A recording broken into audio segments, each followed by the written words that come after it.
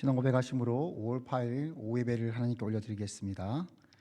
전능하사 천지를 만드신 하나님 아버지를 내가 믿사오며 그 외아들 우리 주 예수 그리스도를 믿사오니 이는 성령으로 잉태하사 동정녀 마리아에게 나시고 본디오 빌라도에게 고난을 받으사 십자가에 못 박혀 죽으시고 장사한 지 사흘 만에 죽은 자 가운데서 다시 살아나시며 하늘에 오르사 전능하신 하나님 우편에 앉아 계시다가 저리로서 산자와 죽은 자를 심판하러 오시리라. 성령을 믿사오며 거룩한 공예와 성도가 서로 교통하는 것과 죄를 사하여 주시는 것과 몸이 다시 사는 것과 영원히 사는 것을 믿사옵나이다. 아멘. 찬송가 304장 찬양하겠습니다.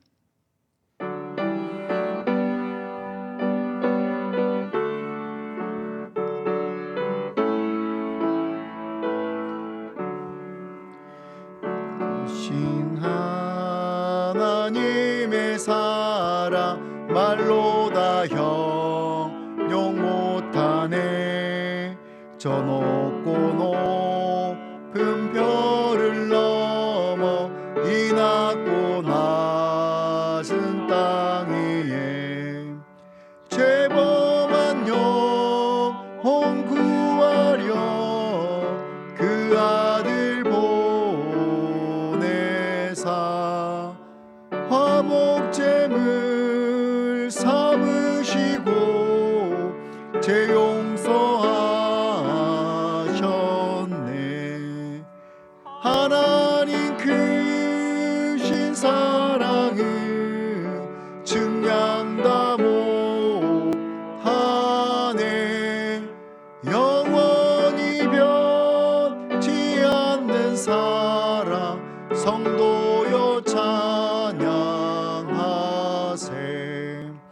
괴로운 시절 지나가고 땅 위에 영화세할 때 주 믿지 않던 영혼들은 큰 소리 외쳐 울어도 주 믿는 성도들에게 큰 사랑 베푸사 우리의 죄 사했으니 그 은혜 있을까. 하나님 크신 사랑은 증량다 못하네.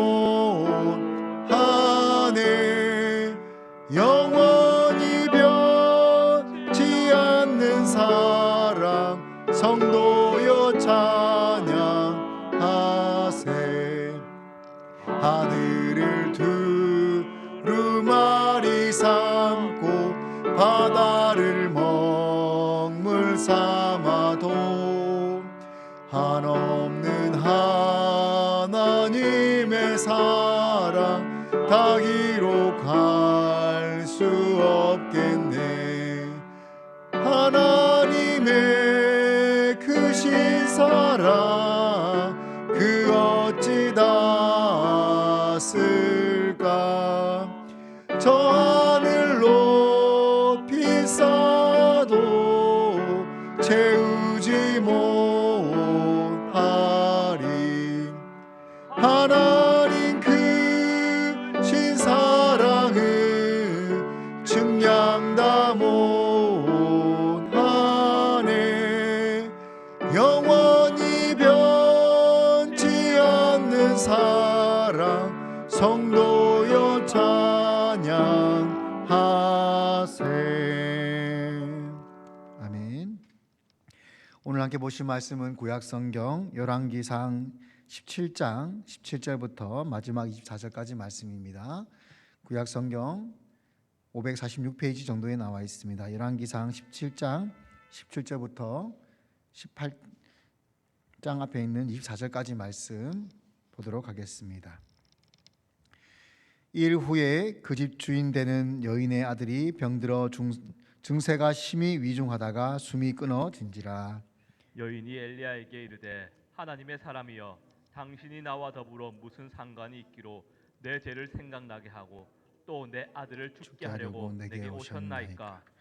엘리야가 그에게 그의 아들을 달라 하여 그를 그 여인의 품에서 받아 안고 자기가 거처하는 다락에 올라가서 자기 침상에 누이고 여호와께서 부르짖어 이르되 내 하나님 여호와여 주께서 또 내가 우고하는 집 과부에게 재앙을 내리사 그 아들을 죽게 하셨나이까 하고 그 아이 위에 몸을 3번 펴서 엎드리고 여호와께 부르짖어 이르되 내 하나님 여호와여 원하건대 이 아이의 혼으로 그의 몸에 돌아오게 하옵소서 하니 여호와께서 엘리야의 소리를 들으심으로 그 아이의 혼이 몸으로 돌아오고 살아난지라. 엘리야가 그 아이를 안고 다락에서 방으로 내려가서 그의 어머니에게 주며 이르되 보라 내 아들이 살아나느니라. 여인이 엘리야에게 이르되 내가 이제야 당신은 하나님의 사람이시요 당신의 입에 있는 여호와의 말씀이 진실한 줄 아노라 하니라. 아멘. 엘리야와 사르밧 가부의 이야기는 성경에서 굉장히 유명하고 은혜로운 이야기입니다. 이 이야기가 다른 많은 이적에 대한 사건들보다 좀 더 특별한 점이 있다면 하나님을 잘 아는 이스라엘 백성에게서 일어난 일이 아니라 우상 숭배가 만연하고 또 이스라엘의 우상 숭배를 일으키게 했던 그 바알과 아세라의 우상의 본거지인 시돈 땅에서 일어난 사건이기 때문입니다. 그래서 예수님께서도 신약에서 믿음 없는 유대인들에 대해서 책망하실 때 바로 이 사르밧 가부의 이야기를 예로 드셨습니다. 내가 참으로 너희에게 이르노니 엘리야 시대에 하늘이 3년 6개월간 닫히어 온 땅에 큰 흉년이 들었을 때 이스라엘에 많은 가부가 있었으되 엘리야가 그중 한 사람에게도 보내심을 받지 않고 오직 시돈 땅에 있는 사렙다의 한 가부에게 뿐이었으며, 예수님께서 믿음의 예를 드실 때 바로 이 과부의 예를 들어서 이스라엘 사람들을 책망하셨습니다.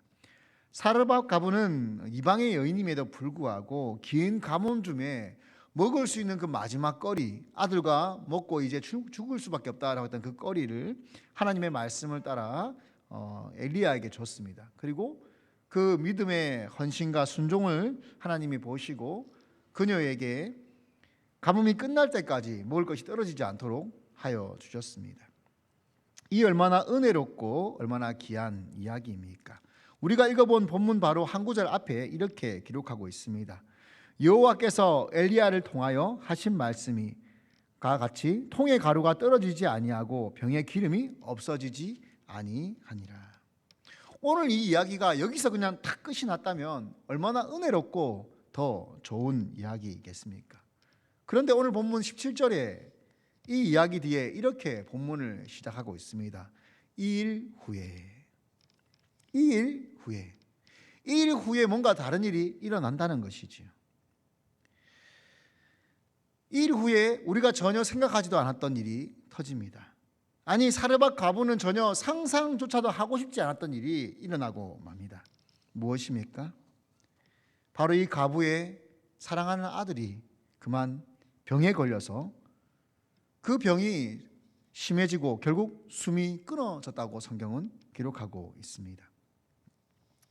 하나님께서 이 사르밧 가부의 집에 엘리야를 보내지 않았다면 어떻게 되었을까요?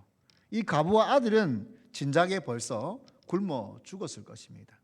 가뭄 가운데 나도 먹기 살기 힘든데 누가 그 가부의 집에 먹을 것을 나누어 주겠습니까?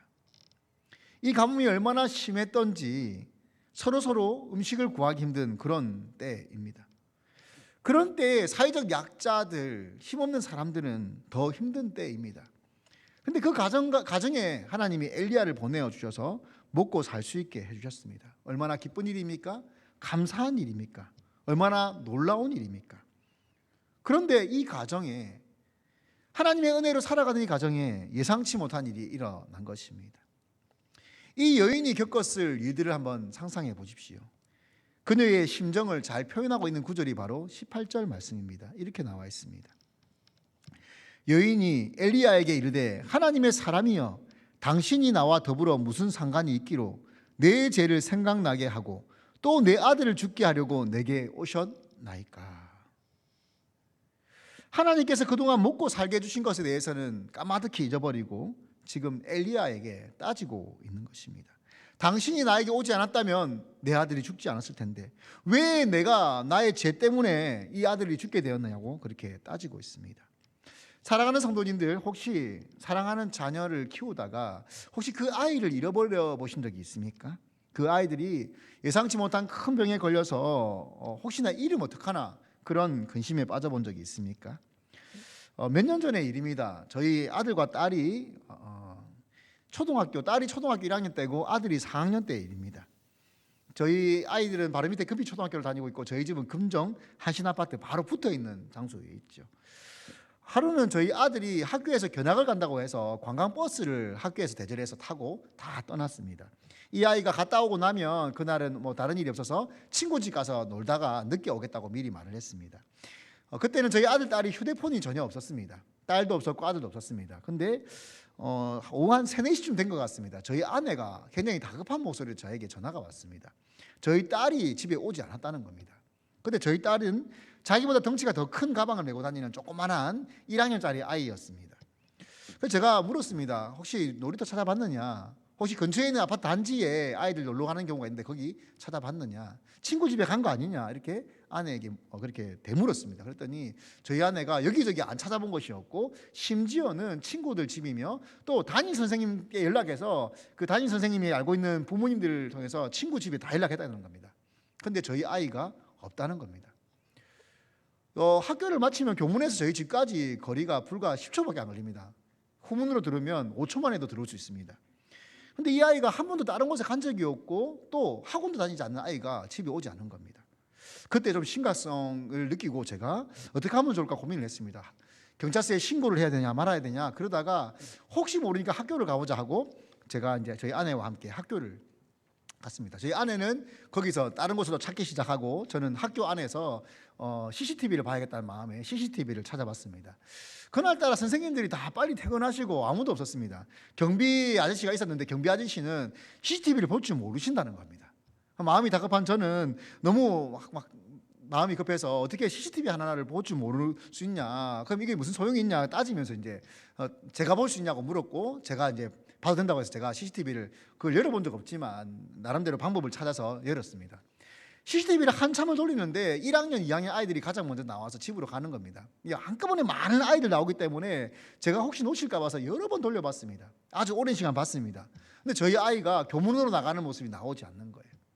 제 마음이 점점점 더 조급해지고 불안감이 밀려오고 또 제 마음속에 혹시 이 아이가 납치를 당한 것은 아닌가, 혹시 이 아이가 교통사고가 나서 차에 바로 실어간 것은 아닌가, 그런 걱정이 밀려오는 겁니다. 온갖 안 좋은 생각들이 밀려오면서 계속 CCTV를 돌려봤습니다. 그리고 한 차례 아이들이 나가고 한참 지나서야 이제 그 견학을 갔던 버스가 들어오는 겁니다. 이 버스가 들어와서 좀 있으니까 큰 아이들이 하나둘 나가기 시작했습니다. 근데 그 큰 아이들이 여러 명 나가는데 그 가운데 큰 아이들 속에 한 아이가 남자 아이의 손을 꼭 잡고 나가는 모습이 보였습니다. 그래서 확대를 했더니 너무너무 감사하게도 저희 딸이 오빠의 손을 꼭 잡고 이렇게 뒤를 따라가는 거예요.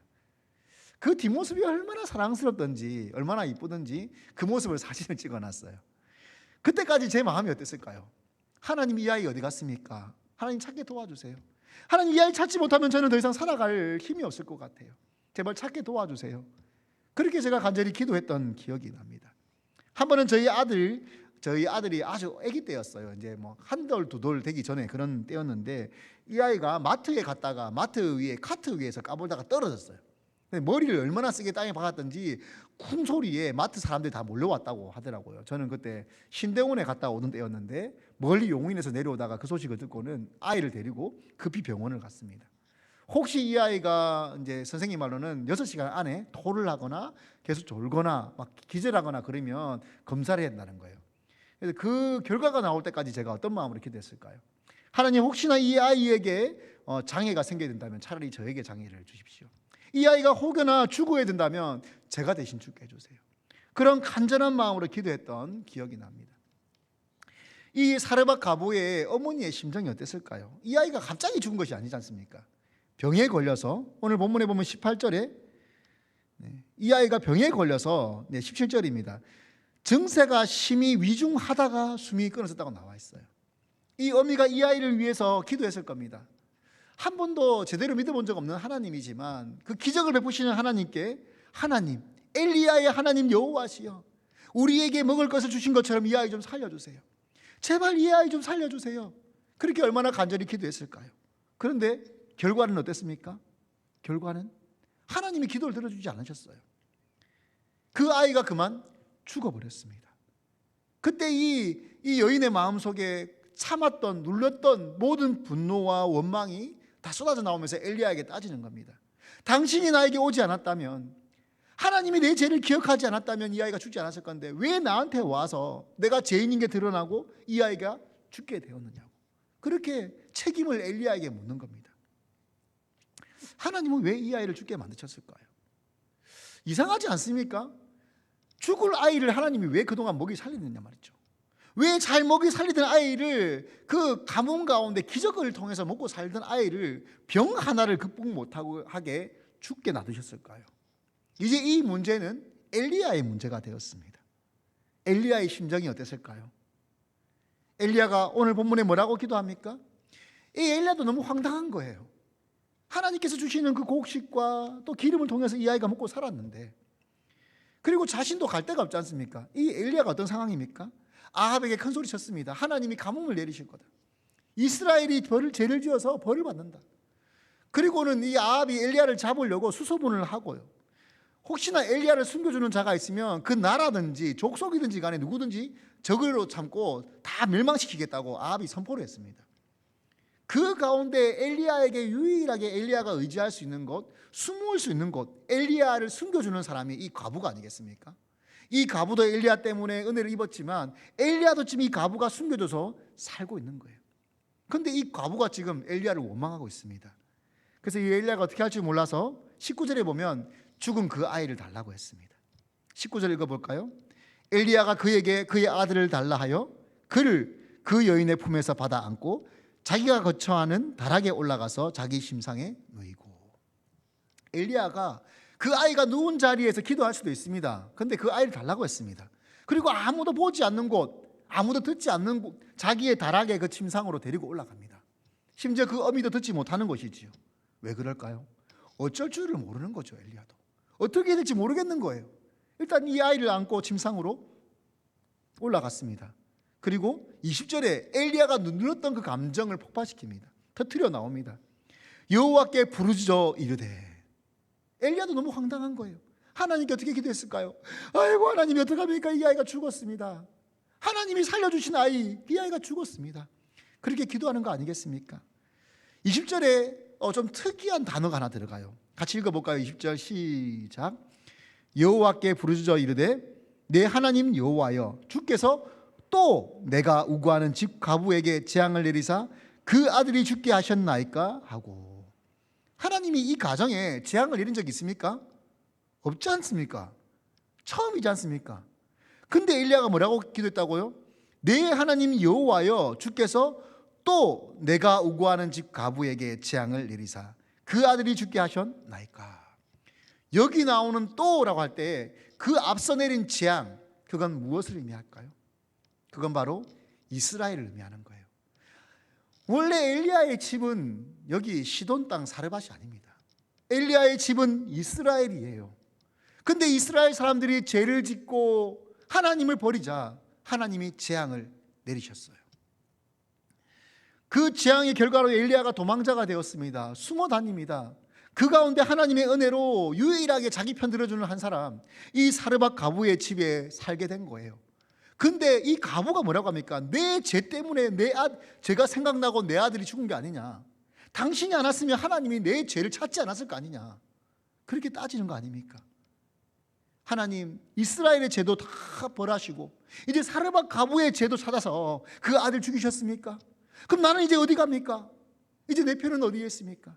하나님 이 아이 살려주지 않으면 나는 이제 어떡합니까? 그 아이의 죽음도 문제고 자신의 거처와 안전도 문제고. 이 엘리야가 그렇게 부르짖으며 기도했습니다. 21절에도 이렇게 나옵니다. 그 아이 위에 몸을 3번 펴서 엎드리고 여호와께 부르짖어 이르되 내 하나님 여호와여, 원하건대 이 아이의 혼으로 그의 몸에 돌아오게 하소서 하니. 엘리야가 계속 부르짖어 기도하는 거예요. 엘리야는 이 아이가 살 줄 알았을까요? 몰랐을까요? 미리 알았다면 침착했겠죠. 그 여인이 와서 당신이 와서 내 아들 죽은 거예요 따질 때 걱정하지 마라. 하나님의 뜻이 있다, 살려주실 거다. 그렇게 그 여인에게 말하지 않았겠습니까? 다락에 올라가자마자 부르짖는 거 봐봐요.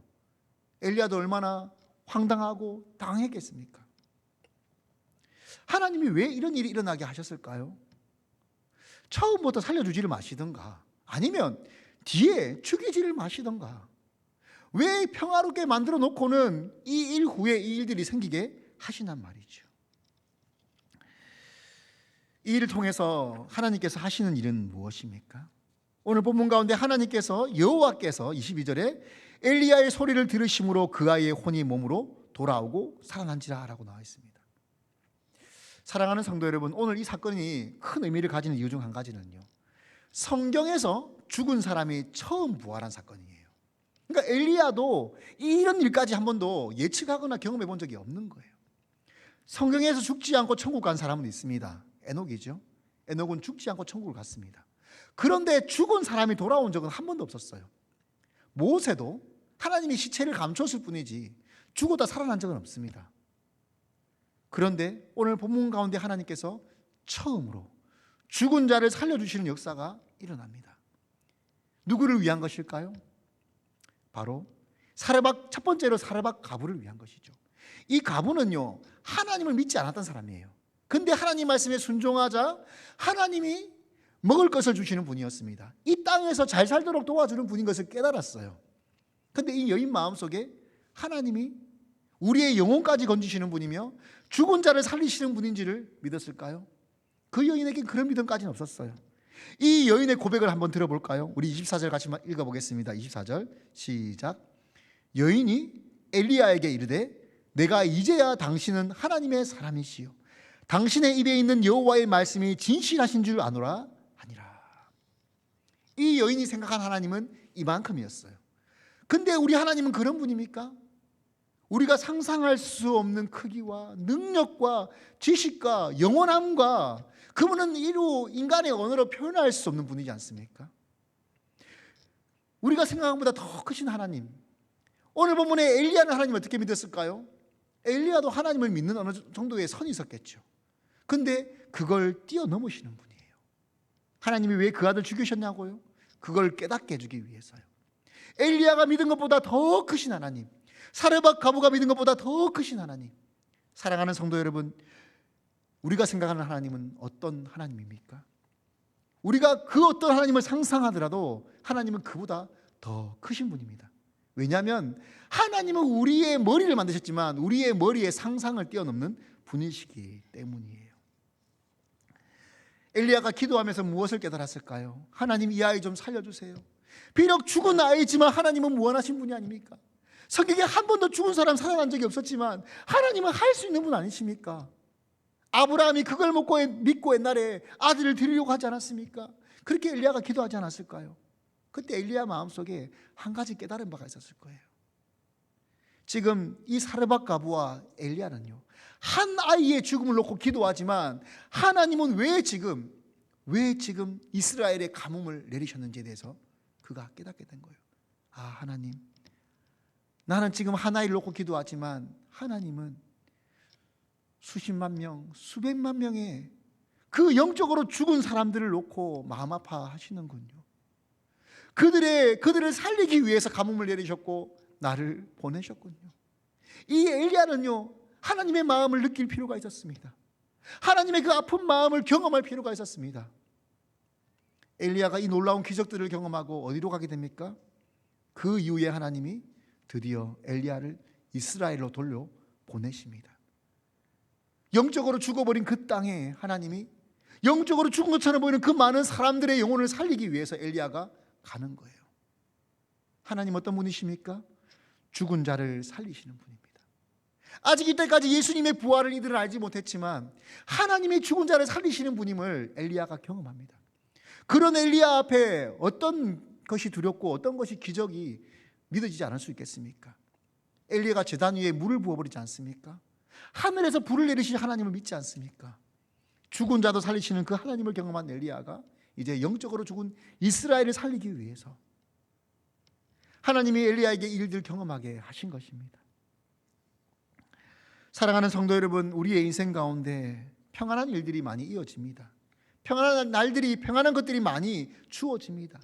하나님이 꼭 기적이 아니라도 우리의 건강을 통해서, 우리의 일상을 통해서, 우리가 할 수 있는 많은 걸 통해서 하나님의 은혜로 하루하루 살아갑니다. 그런데 이 일들 후에 우리 삶에 어떤 일이 생길지 알 수 없습니다. 아니, 어떤 일이 지금 일어나고 있는지 알 수 없습니다. 하나님이 그 일들을 왜 우리 삶 가운데 일어나게 하실까요? 그 문제가 클까요? 그 문제보다 우리 하나님이 더 크실까요? 우리 삶 가운데 일어나는 문제들은 우리에게 걸림돌이 될 수도 있지만, 우리가 하나님을 믿고 나아갈 때 그 문제들은 그 문제를 뛰어넘어 하나님께 나아가는 디딤돌이 될 수 있습니다. 성경에 그 어떤 인물들이 기적을 경험할 때 그 기적 앞서 문제를 경험하지 않은 사람이 있습니까? 수많은 기적들은 그 앞에 장애물들이 있었을 때 그 장애물을 뛰어넘는 기적을 맛보게 되어졌습니다. 우리는 그것을 장애물로 볼 수 있지만 하나님은 그걸 우리가 하나님을 더 만나는 도구로, 하나님을 경험하고 알아가는 도구로 사용하시는 분임을 잊지 않기를 원합니다. 이스라엘 백성들이 홍해 앞에 섰을 때 그들은 길이 없다고 말했습니다. 그들은 모세를 원망했습니다. 하나님을 원망했습니다. 하지만 하나님은 그걸 통해서 우리가 상상하지 못한 하나님, 놀라우신 하나님을 맛보고 경험하게 하였습니다. 오늘 본문 가운데 사르밧 과부가 아들을 잃었는데, 이 과부가 살아난 아들을 보면서 이제 어떤 심정으로 이 아들을 키울까요? 그전에는 하나님 믿으면 잘 먹고 잘 산다, 그렇게 아들을 키우려고 하진 않았을까요? 근데 죽음에서 돌아온 아들을 보고 이 과부가 무엇을 느낄까요? 이제는 그 아들을 하나님의 사람으로 키우겠다는 마음으로 살지 않았겠습니까? 그 이방 땅에 그 이방 여인이 이제는 이 아들을 키울 때 하나님 외에는 신이 없다고 그 아들을 키우지 않았겠습니까? 사랑하는 성도 여러분, 우리의 믿음도 그런 믿음이 되어지길 원합니다. 그 무엇보다 하나님이 가장 소중한 존재들, 그 무엇보다 우리 아이들에게 하나님을 잘 가르치고 전수하는 그런 교회가 되어지기를 원합니다. 그래서 우리의 인생 가운데 어떤 걸림돌들을 만날 때마다 그걸 통해서 하나님을 더 알아가고 더 믿고 더 사랑하고 더 전하는 그런 귀한 장정교회 되어지기를 축복합니다. 기도하겠습니다. 주님, 그렇습니다. 우리 일상들이 하나님의 은혜로 채워져 있음을 고백합니다. 우리의 힘으로, 우리의 수고로 다 먹고 사는 것 같고 살아가는 것 같지만 모든 것이 하나님의 은혜임을 고백합니다. 그런데 이것들이 어떤 때에는 우리 예상과 다르게 원하지 않는 어려움과 또 고난으로 찾아올 때가 있습니다. 주님, 우리가 그때 이 여인처럼 또 엘리야처럼 누군가에게 책임을 묻거나 따지거나 원망하는 것이 아니라 하나님이 나를 더 하나님 알게 하기 위한 것으로, 우리가 더 하나님 잘 믿게 하기 위한 도구로 사용하기 위하신다는 것을 우리가 잊지 않게 도와주시옵고, 우리 앞에 있는 문제들이 우리를 넘어지게 하는 걸림돌이 아니라 하나님을 더 믿게 하고 더 사랑하게 하고 더 멀리 전하게 하기 위한 디딤돌이 되도록 주님 사용하여 주시옵소서. 주님, 우리의 자녀들에게 우리가 무엇을 물려주고 전수해야 할까요? 주님, 우리가 먹을 수 있는 곡식과 기름을 물려주는 것이 아니라 우리가 이 아이들에게 하나님 아버지 한 분 외에는 믿을 것이 없다는 것을 물려주는, 그 무엇보다 믿음을 전수하는 귀한 교회 되도록 주님 사용하여 주옵소서. 그리하여서 주님, 우리가 만난 하나님, 우리가 믿는 그 하나님, 우리가 경험한 하나님보다 우리의 다음 세대들이 믿는 하나님이 더 크고 놀랍고 더 위대하신 하나님 되어지도록 주여 역사하여 주옵소서.